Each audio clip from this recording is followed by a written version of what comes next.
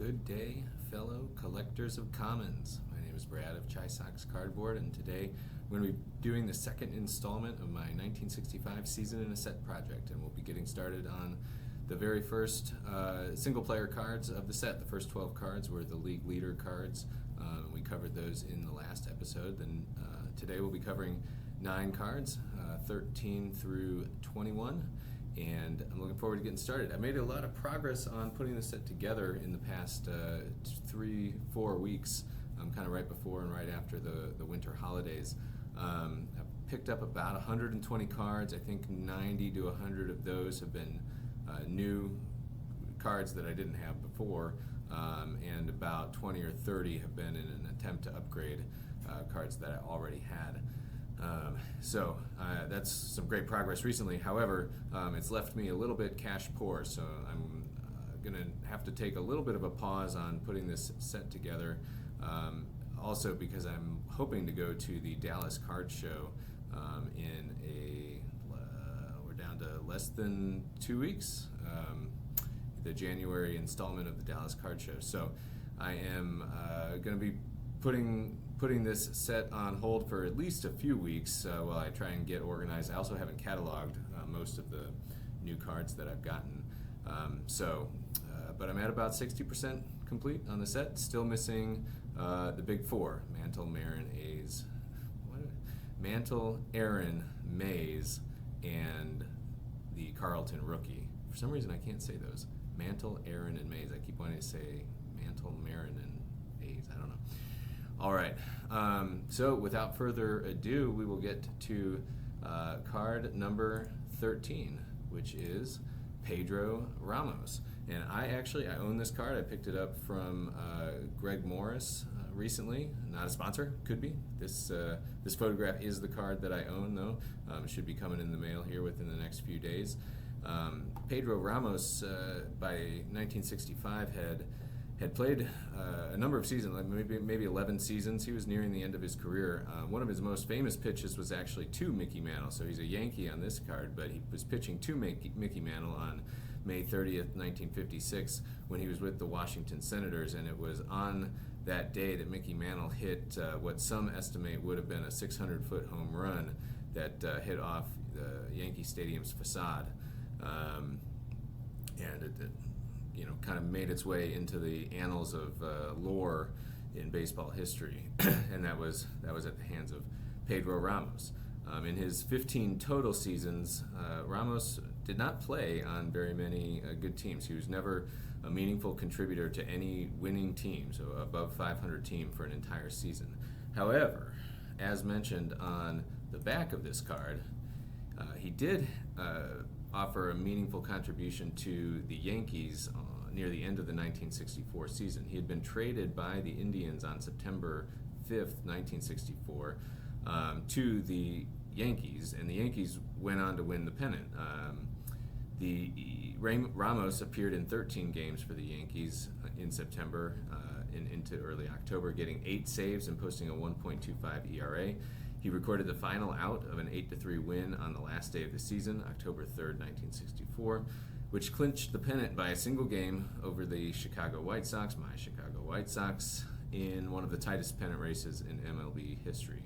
The Yankees went on to lose that World Series in 7 games to the St. Louis Cardinals, and Ramos could not pitch because he had been picked up. He'd been put on the roster too late in the season, but he was certainly missed, especially in Game 5, which went to extra innings. So that would have been a prime opportunity to use Ramos, who had been on a hot streak. In 1965, the next season, Ramos appeared 65 times in relief, posted a 2.92 ERA. It was his 11th major league season and the first in which he did not start a game, so he was a pure reliever in 1965. He played another 5 seasons with only one more start, and that was a loss in 1966. So Pedro Ramos, card number 13. Moving on to card number 14, Len Gabrielson. Len Gabrielson is actually a second-generation big leaguer. His father appeared in 5 games for the Philadelphia Phillies in 1939. So I guess it only takes one, and you can be a second-generation big leaguer. and that's Gabrielson qualifies. He put together a longer career than his dad did. He played for 5 clubs between 1963 and 1970, plus 4 plate appearances in 1960, kind of before his major league career got off the ground. His claim to fame may be leading the Los Angeles Dodgers in home runs in 1968, the so-called year of the pitcher. So he led the Dodgers with all of 10 home runs in 1968. He only hit 37 for his career, so more than a quarter of them in that 1968 season.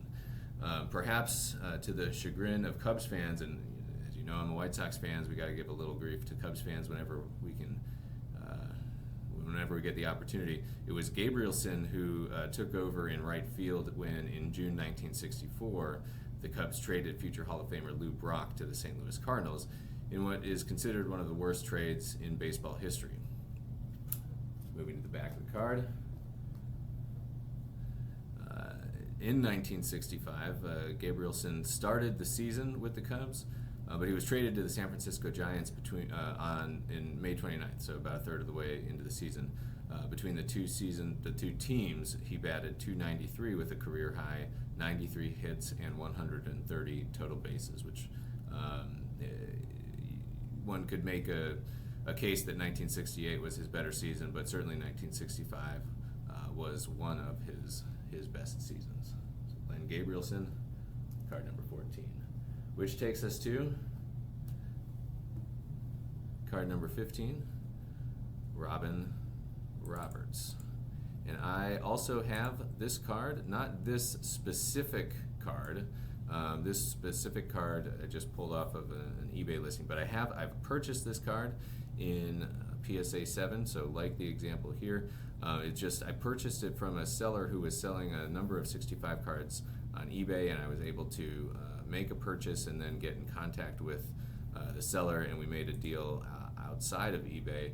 And this was the Robin Roberts in PSA 7 was one of those cards. He then, of course, pulled down the eBay listing, and I was unable to get a photograph of the scan that he had up before he pulled it down. But of course, I'm happy he pulled it down because I look forward to getting it from him. But have this card in PSA 7, just hasn't arrived in the mail yet. A few things about Robin Roberts. So this is the first single-player Hall of Fame card in the 1965 set. Roberts was an absolute workhorse in the first half of the 1950s. He was getting pretty late in his career by 1965, but he led the National League in 4 wins in 1952 through 1955. He led the National League in starts 6 times in 1950 through 1955. He led in complete games 5 times, 1951 through 1955, and in strikeouts twice, in 1953 and 1954.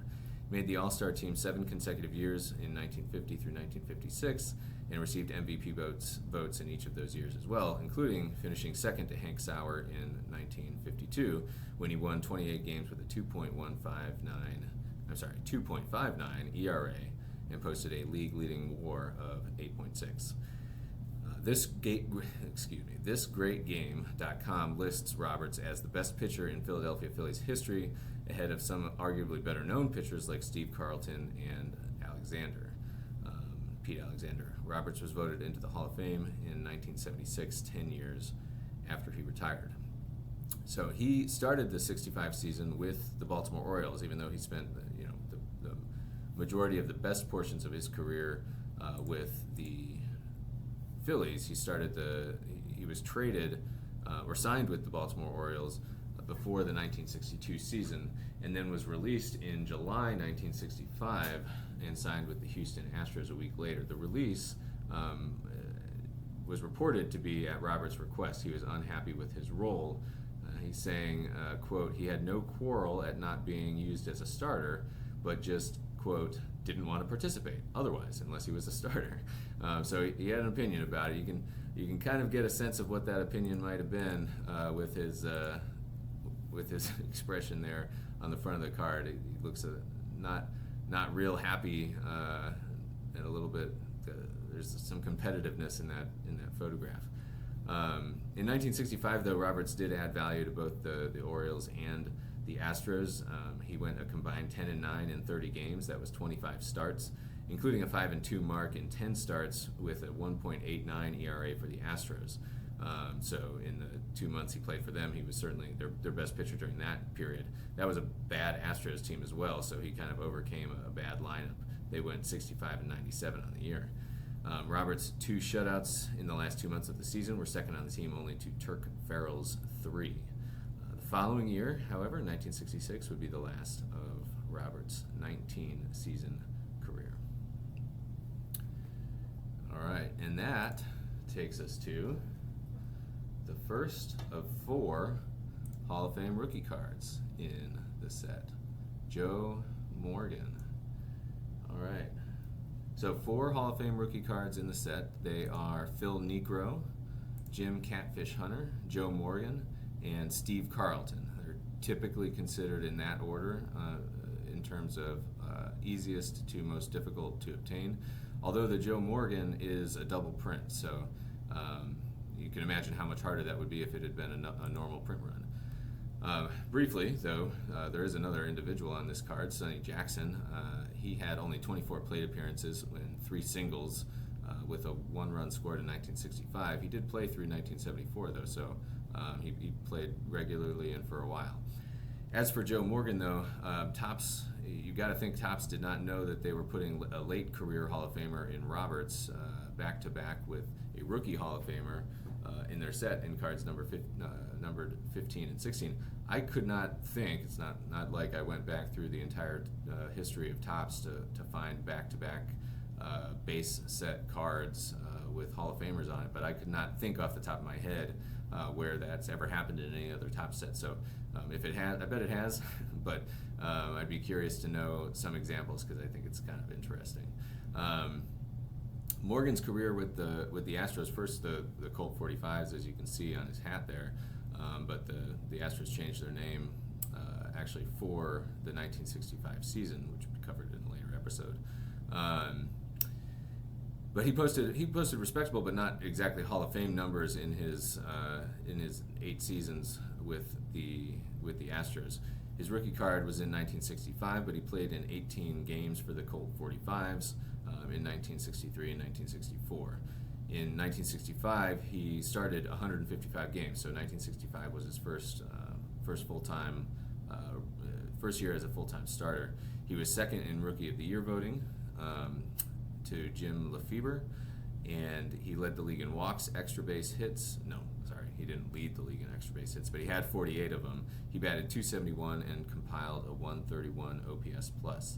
He made only 2 All-Star games with the Astros and did not win a Gold Glove with the Astros. And then he was traded to the Cincinnati Reds after the 1971 season. Check it back. Now with the Reds, he played in only about 10% more games, but that's definitely where his legacy was built. He scored, despite being in only 10% more games, he scored more than 33% more runs, hit more than 50% more doubles, or almost 50% more doubles, and more than doubled his home run total with the Reds as compared to his time with the Astros. He batted .288 with the Reds, and that was 27 points higher than with the Astros, despite his advancing age with the Reds. He made 8 All-Star teams and won 5 Gold Gloves with the Reds, plus back-to-back MVP awards for the World Championship teams in 1975 and 1976. He arguably had the best full Major League career of any post-war second baseman. Jackie Robinson, whose Major League career was limited by the color barrier to only 10 seasons, often ranks ahead of him, though he played almost as much at other positions as he did at second base. So I would say that Joe Morgan is the best post-war second baseman in baseball history. And so that is Joe Morgan. I'm hopeful, well, I'm interested in what you all think about the condition of this card. It's obviously it's off center top to bottom. That doesn't bother me as much. It's a little bit off center, though not as badly left to right. And then what I really don't love is that little mark, whatever that is. It's kind of diagonal above the 1 of 1965 and above the pennant. That one, that little mark just stands out to me. I got this at a pretty good price for a PSA 6, and and so I was happy to get it at that price, and I picked it up. But if an opportunity arose, I might try and swap this one out, because it's I would say, considered the 5th most key card in the set, and so I would like to have a really good example of it, and one that I'm really proud of. This one, I'm happy to have it. May not be the ultimate, the final version that I put into this set. All right, and so with that, let's hear a little bit from Joe Morgan during his Hall of Fame speech about his early days with the Astros. I say to you, ladies and gentlemen, this fraternity is honored to have as one of its 2 newest members, Mr. Joe Morgan.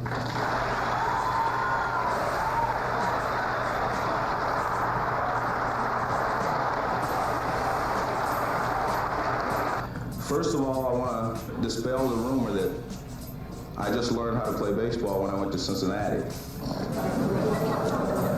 That's not true. I learned to play baseball in Houston because when my first year in the major leagues, I had teammates, Nellie Fox, Bob Lillis, Eddie Casco, Joe Gaines, Bob Aspromani, Jimmy Wynn, Rusty Staub. I had a lot of great teammates my first year, but I learned so much my first year from Nellie Fox and Bob Lillis that most guys take 5 years to learn the things I learned that first year. The one thing that I remember most about Nellie Fox, other than he was a great player, is that he said to me one day, he said, "Joe, the guys who stay in the major leagues the longest are the guys that do the most to help their teams win." And that's the way I try to play every day. I wish, I could say that this is, the culmination of all my dreams and things like that, but truthfully, I never dreamed about making the Hall of Fame. I only dreamed about making it to the major leagues. And when I made it to the major leagues, that was great. The Hall of Fame is really just icing on what has been a very big and filling cake for me. This is what baseball is all about. We're very lucky. All right, so moving on to card number 17, Johnny Romano. Johnny Romano was signed by the Chicago White Sox in 1954 and debuted in 1958 and backed up Sherm Lawler at catcher on the 1959 pennant-winning White Sox team. But in December 1959, Romano was traded to the Cleveland Indians. He played there for quite a bit, including through 1964. But in January 1965, he was traded back to the White Sox in a 3-team deal that also included the Kansas City Athletics and brought Tommy Agee and Tommy John to the White Sox, along with Johnny Romano. So when he left the Indians, though, Romano actually held their all-time lead for home runs by a catcher with 91, one more than Jim Hegan. So, contrary to the team on this card, Romano was the White Sox primary catcher in 1965. He started 170 games there, as well as 3 in left field. His production had started to fall off as he was getting a little bit older, but he still batted .242 with 18 home runs and a 2.7 WAR. Those 18 home runs tied for the lead for the White Sox in 1965. He batted all over the lineup, starting at least once everywhere but leadoff, second, and ninth, with the most plate appearances coming in the 3 spot. His best game of the season was surely a July 29th contest with his former team, the Indians, in which he went 2 for 4 with 2 home runs and 5 RBIs in a 9-4 White Sox victory. Almost missed the back of the card. There it is. You can see it says that Johnny won the III home run crown in 1955. I suppose that's some sort of international league in the minors. A lot of these cards have feats that the player accomplished in the minors, which I find a little surprising, especially for someone like Johnny Romano, who had been in the majors for more than 6 or 7 years at the time that this card was put together. It's some of the editing done by Topps probably was not as thorough as it could have been. All right, that takes us to Billy McCool.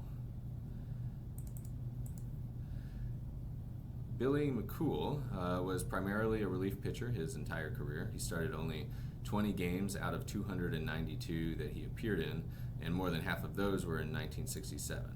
1965 was his most used season. He pitched in 62 games, only 2 starts, 5 more than his next highest total, and threw a career-high 105.1 innings, which matched exactly his 1966 total.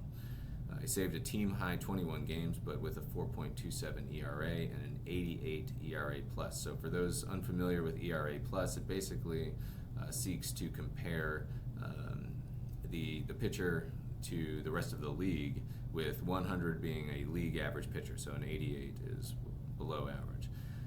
That 88 plus, though, was a significant departure from like 150 and 159 that he posted in 1964 and 1966. So 1965 was definitely a down year for Billy McCool. He also declined as the season went on. He probably had his worst game on September 26, 1965. While the Reds were still very much in the thick of the pennant race, he entered that game in the bottom of the 9th with a 2-1 lead over the Houston Astros, but gave up a single to Joe Morgan, who we just covered, got a ground out, and then walked Jim Wynn before giving up a 3-run home run to Chuck Harrison. The Reds lost 4-2, failing to gain a critical game in the standings. They had started the day only 2 games behind the pennant leaders. One thing that I find interesting about Billy McCool is that in 1977 he published the Billy McCool Pitching Digest, a guide to effective baseball pitching. It has 1 5-star rating on Amazon, but it is not available for purchase. So, sorry.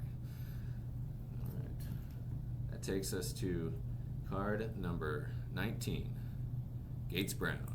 This is one of my favorites. I actually covered the Gates Brown in a previous episode because this is a prime example of a player that I would not know anything about unless I were doing this project. Gates Brown is one of at least 192, actually at least 193 Major League players to have accomplished the feat of playing for one franchise his entire career for at least 10 or more, at least parts of 10 or more different seasons. There's a Wikipedia page that lists these 192 major leaguers. I know that there's at least 193 because I found one through this project that is not on the list. So when we get to that person, I will shout it out and maybe add him to the Wikipedia page. Gates Brown is one of 15 Detroit Tigers to accomplish that feat, a franchise, and the Tigers franchise is tied for second in that category with the San Francisco/New York Giants. The New York Yankees lead by quite a bit with 26 players who fit that description. In his 12 seasons, Brown started more than 100 games only twice, and just barely at that, 101 games in left field in 1964 and 102 games in 1973 at designated hitter. However, he holds some records that may never be broken for pinch hit at-bats, pinch hit hits, and pinch hit home runs. He has 414 pinch hit at-bats, 107 pinch hits, and 16 pinch hit home runs, and those are all American League records. The very first at-bat of his career was all 3. He had a pinch hit home run on June 19th, 1963 off Bob Hefner of the Boston Red Sox in what would be a 9-2 Tigers loss. His last at-bat was also a pinch hit at-bat, but it was a strikeout. 1965 was a very typical year for Brown. He played in 96 games, starting 51. He batted .256, hit 10 home runs, and drove in 43. His OPS plus, which is similar to an ERA plus for hitters, was 116, so he was above average, and he had a 1.7 WAR despite not being an everyday player. So when he did play, he added pretty good value to a Tigers team that had a pretty good season. Perhaps his biggest hit of the season, naturally, came as a pinch hitter. On April 24th, 1965, he smoked a pinch hit walk-off 3-run homer off of Al Worthington to beat the Minnesota Twins 7-4. There's also a repository in YouTube of a story that he told about a hot dog and how that factored into one of his games. So let's take a listen to that.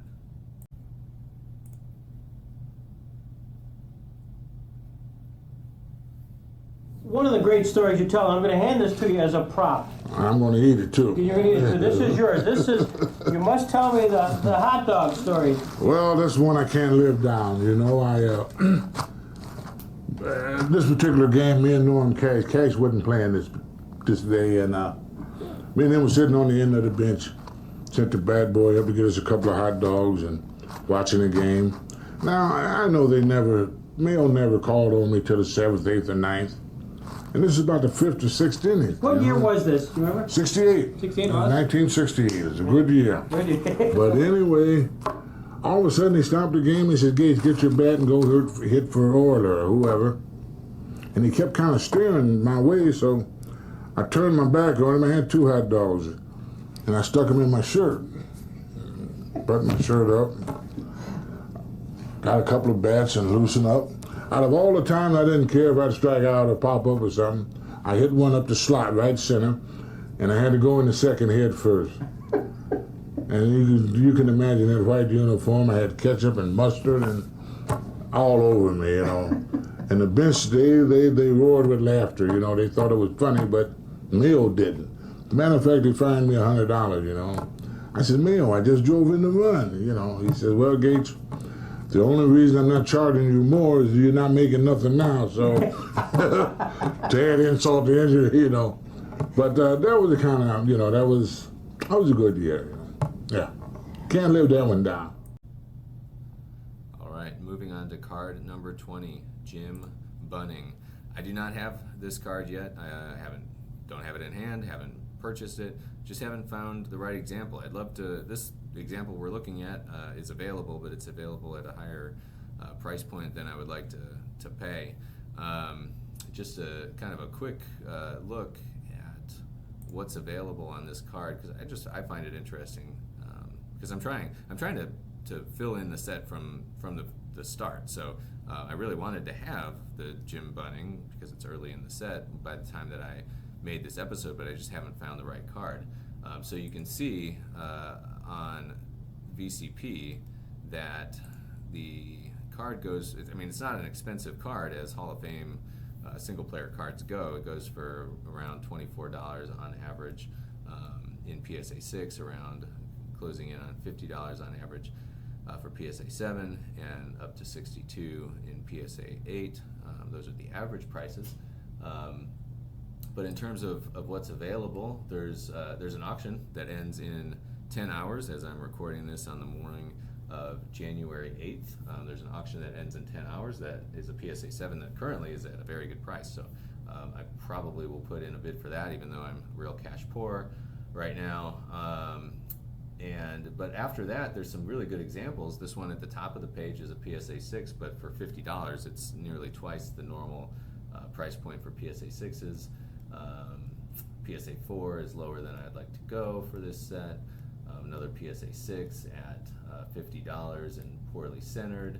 The PSA 8 is probably more than I'm interested in spending on Jim Bunning, who nothing against Jim Bunning, but I don't feel any particular connection to him or anything like that, so I don't necessarily want to pick up his card in PSA 8 and spend that money. But a little bit about Jim Bunning. He was a 1996 Veterans Committee inductee to the Hall of Fame, so a kind of a late addition to the Hall of Fame relative to when his career ended. His career had plenty of highs and lows. Obviously, plenty of highs given that he was eventually elected to the Hall of Fame. But the year before this card is actually a perfect example of that. He pitched a perfect game that year on June 21st, 1964. He retired 27 consecutive New York Mets batters. Now, the New York Mets were not a great team in 1964, but he still retired 27 consecutive ones, and that was only the 5th perfect game in the post-1900 era. By the end of the season, though, he played a central role in one of the worst pennant collapses in baseball history. The Phillies were 90-60 and held a 6.5 game lead over the Cincinnati Reds and the St. Louis Cardinals with only 12 games to go. The Phillies proceeded to go 0-10 in their next 10 games, during which Bunning went 0-3 with a 10.95 ERA, and they lost the pennant. Now, in 1965, Bunning did not make the All-Star team or get any MVP votes, but his snub is kind of hard to explain unless it's explained by that late season collapse in 1964. He went 19-9 on the season with a 2.60 ERA, and his 8.0 WAR for the season was fourth in the National League for pitchers. When he retired, he definitely had some really good stuff. When he retired after the 1971 season, he had 2,855 strikeouts, and at the time, that was second all-time to Walter Johnson's 3,509. All right, that takes us to the last card covered in this episode, Don Blasingame. And if anybody is aware that I'm pronouncing any of these names wrong, please definitely correct me. I don't claim to know necessarily how each game is or how each name is pronounced. I'm going with Blasingame on Don's name, but I don't know that to be accurate. He was a leadoff hitter and second baseman who played 12 seasons between 1955 and 1966. He developed a knack for getting the only hit in what would otherwise have been a no-hitter. He did it 4 times in his career, on July 13th, 1962, on August 6th and August 20th, 1963, and September 25th, 1965. So he broke up. He was the only thing between a pitcher's no-hitter and a game that's not really remembered. His 1965 season was near the tail end of his career, and his numbers bore that out. It wasn't as effective as earlier in his career. He was a speedy player who always had limited power, and in 1965 had only 17 extra base hits in 450 plate appearances. He had a slugging percentage which nearly fell below a very poor 287 on base percentage, and his OPS plus of 66 would have been the lowest among qualifying batters if he had had 53 more plate appearances. So not a long time, fairly established major leaguer, but near the end of his career didn't have the greatest season. And that takes us through the first 9 player cards of the 1965 Topps set. So with each of these episodes, I'm going to cover a few days in the season, kind of see what the players we just covered did during those days, and see where the standings lie at the end of those days. So I'm going to, now I don't think 1965 is a season that is necessarily well known by even your casual to even more studious baseball historian. So I'm going to try and do this without giving the results of the season in advance of the end of the episode, because when during this time period there were no playoffs. The playoffs were the regular season, and then the pennant winners of the American League and the National League played each other in the World Series. So I mean, that was a playoff in a sense, but nothing like the playoffs that we are accustomed to in all major sports now. This was the regular season was the playoffs, because it decided the only 2 teams who could compete for the World Championship during the World Series. So we'll cover April 12th, April 13th, and April 14th here in this episode. Pedro Ramos pitched on opening day. He gave up 1 unearned run in 1.2 innings on April 12th, and took the loss when Cesar Tovar hit a walk-off single, scoring Bob Allison, and the Twins beat the Yankees 5-4. Home runs by John Sullivan, which were one of only 2 in his entire career, and Jerry Lump powered the Detroit Tigers past the Kansas City Athletics 6-2. The Boston Red Sox scored all of their runs on 5 home runs to beat the Washington Senators 7-2. Those were some of the American League games on April 12th. On April 13th, the Baltimore Orioles had their home opener against the White Sox. Johnny Romano, who we covered, batted third and had a good day. He went 2 for 3 with a run on a Pete Ward single and a walk. He caught Gary Peters, who gave up 3 runs on 8 hits in 7 innings, while fellow teammate Tommy John picked up a 1-out save by striking out Boog Powell with runners on second and third for a 5-3 White Sox win. Don Blasingame was instrumental in helping the Senators get their first win of the season on April 14th against the Boston Red Sox. With the game tied 4-4 in the 7th, Blasingame hit a 2-run triple off of Dick Radatz. Ron Klein shut the Red Sox down in the 8th and 9th to secure the Senators' 6-4 win. Elsewhere in the American League, the Orioles picked up their first win of the season, getting a shutout from Milt Pappas and beating the Chicago White Sox 6-0. Those are not all of the games that were played in the American League from the 12th to the 14th of April, but they were the ones that kind of stood out to me the most, or maybe had some involvement from the players that we covered. By the end of the day, on April 14th, the Detroit Tigers were 2-0. They were the only 2-0 team in the American League, and so they led the pennant by half a game over the 1-0 Minnesota Twins and Cleveland Indians.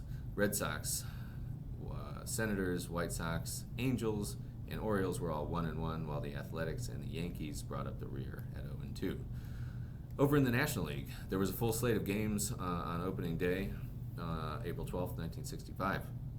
Len Gabrielson, pinch hit early in his game for the Cubs, flying out to center field. That game ended in a 10-10 tie as the sun set on a still lightsless Wrigley Field. Wrigley Field is well known as the last Major League ballpark to get lights, and it was well after 1965. So in a high-scoring game early in the season, before the sun was setting later in the day, they ran out of light at Wrigley. Elsewhere in the National League, the Milwaukee Braves beat the Cincinnati Reds 4-2. Chris Short, who was a great pitcher and doesn't have a card in this set of the Philadelphia Phillies, he shut out the Houston Astros 2-0. Don Drysdale pitched a complete game for the Dodgers in a 6-1 win over the New York Mets. Juan Marichal and Bob Veal were both pitching shutout ball until Bob Bailey of the Pittsburgh Pirates hit a walk-off home run in the bottom of the 10th inning to beat the San Francisco Giants 1-0. On April 13th, the Cubs got their first win of the season with a complete game effort from Bob Buell, beating the rival St. Louis Cardinals 3-1. Roberto Pena homered for the Cubs, already his second home run of the season, and he did not hit another one all year. The Cincinnati Reds also got their first win of the season with a grand slam from Tony Perez in an 8-3 win over the Milwaukee Braves. On April 14th, 1965, Jim Bunning tried to shake the Demons from the previous season during that pennant collapse, but he took a 5-2 loss. He gave up 3 runs in only 3.2 innings to the San Francisco Giants, their first win of the season. The Houston Astros beat the New York Mets 7-6 in 11 innings, with the team scoring 7 runs between them in the 11th inning. So, at the end of the day on April 14th, 1965, the Cubs and the Dodgers led the National League at 2-0.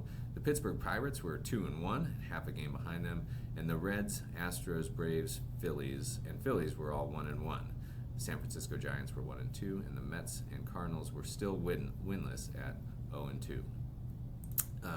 In the future, I'm going to try and organize these episodes by series, so that we can talk about 2 teams playing each other more so than each day at a time. But the very beginning of these seasons back in the 1960s were a little unusual. They involved some teams had multiple one-game series, like I believe the Yankees had 2 one-game series to start the season, so a little bit of an unusual scheduling as compared to what we're used to these days.